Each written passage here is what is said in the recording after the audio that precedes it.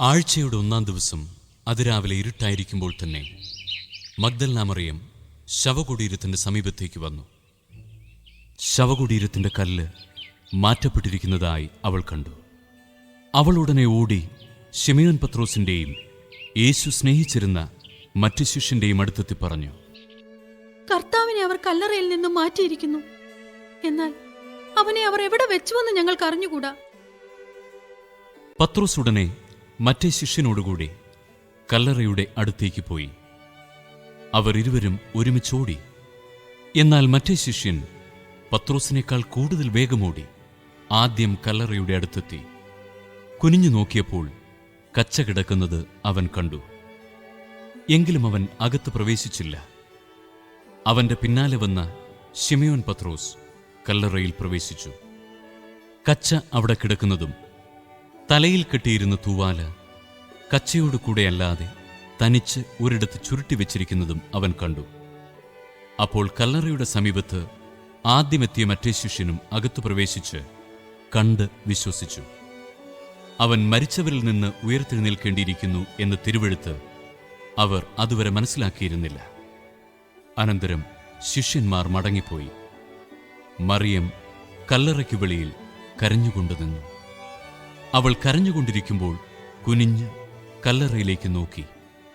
വെള്ളവസ്ത്രം ധരിച്ച 2 ദൂതന്മാർ യേശുവിന്റെ ശരീരം വെച്ചിരുന്നിടത്ത് ഒരുവൻ തലയ്ക്കലും ഇതരൻ കാൽക്കലുമായിരിക്കുന്നത് അവൾ കണ്ടു. അവർ അവളോട് ചോദിച്ചു, സ്ത്രീയെ, എന്തിനാണ് നീ കരയുന്നത്?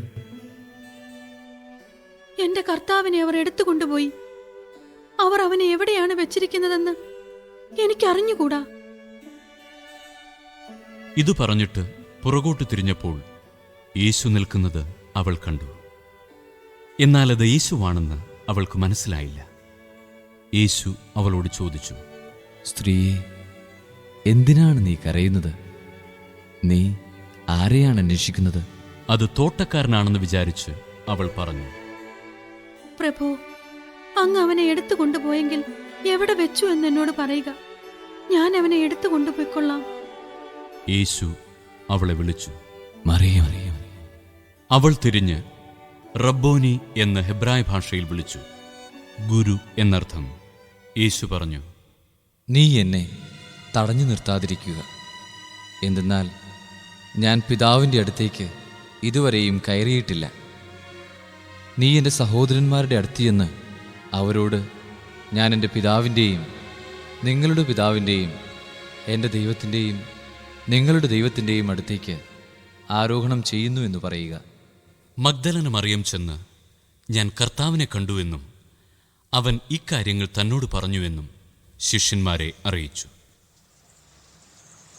ആഴ്ചയുടെ ആദ്യ ദിവസമായ അന്ന് വൈകിട്ട് ശിഷ്യന്മാർ യഹൂദരെ ഭയന്ന് കതകടച്ചിരിക്കെ യേശു വന്ന് അവരുടെ മധ്യേ നിന്ന് അവരോട് പറഞ്ഞു, നിങ്ങൾക്ക് സമാധാനം.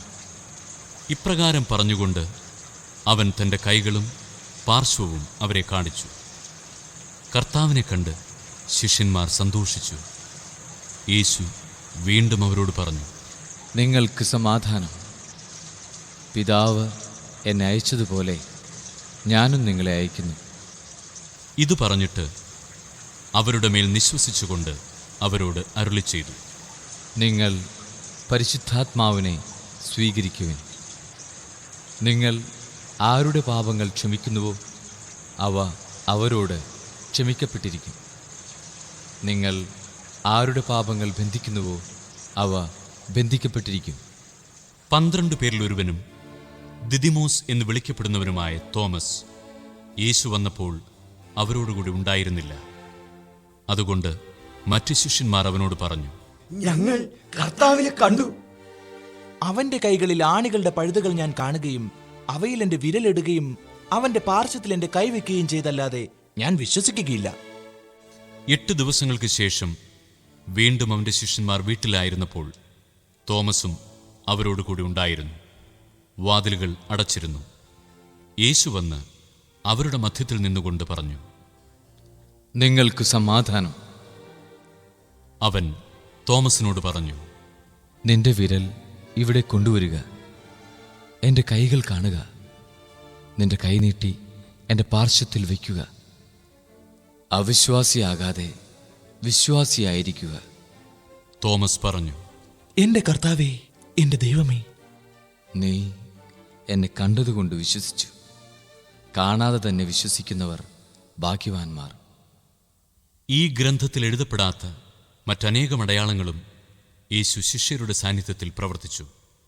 എന്നാൽ ഇവ തന്നെയും എഴുതപ്പെട്ടിരിക്കുന്നത് യേശു ദൈവപുത്രനായ ക്രിസ്തുവാണെന്ന് നിങ്ങൾ വിശ്വസിക്കുന്നതിനും അങ്ങനെ വിശ്വസിക്കുക നിമിത്തം നിങ്ങൾക്ക് അവൻ്റെ നാമത്തിൽ ജീവനുണ്ടാകുന്നതിനും വേണ്ടിയാണ്.